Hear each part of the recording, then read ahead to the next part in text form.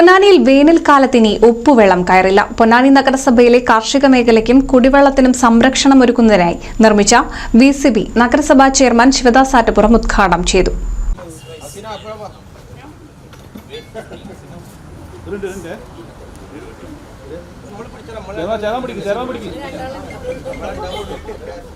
പൊന്നാനി നഗരസഭാ പരിധിയിലെ 15-16 വാർഡുകളിലെയും Cheruvaikkara GUP school പരിസരത്തുള്ള 70ഓളം വീടുകളിലെ കിണറുകളിലെ ജലം മലിനമാകുന്നതിനും പ്രദേശത്തെ കാർഷിക മേഖലയിലുണ്ടാകുന്ന പ്രതിസന്ധികൾക്ക് പരിഹാരവുമായാണ് VCB നിർമ്മിച്ചത്. പൊന്നാനി നഗരസഭ ജനകീയാസൂത്രണ പദ്ധതിയുടെ ഭാഗമായി 2023-24 വാർഷിക പദ്ധതിയിൽ ഉൾപ്പെടുത്തിയാണ് നിർമ്മാണം പൂർത്തിയാക്കിയത്. കാർഷിക മേഖലയായിട്ടുള്ള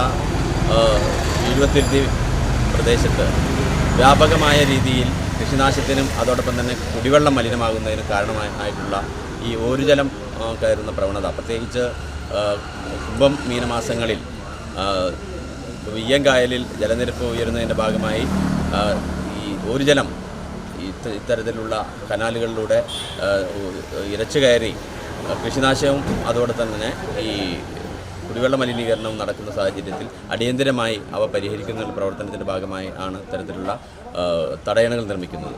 തീർച്ചയായും പൊന്നാനിയിലെ ആദ്യത്തെ തടയണയുടെ ഉദ്ഘാടനമാണ്. ചടങ്ങിൽ വൈസ് ചെയർപേഴ്സൺ ബിന്ദു സിദ്ധാർത്ഥൻ അധ്യക്ഷത വഹിച്ചു. നഗരസഭാ സ്ഥിരം സമിതി അധ്യക്ഷൻ രജീഷ് ഉപാല, നഗരസഭാ അംഗം ഫർഹാൻ BM തുടങ്ങിയവർ പങ്കെടുത്തു. NCV news Ponnani.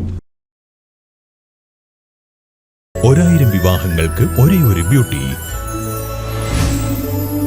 Silks, Edappal, Chavakkad, Triprayar, Puthanathani, Perinthalmanna.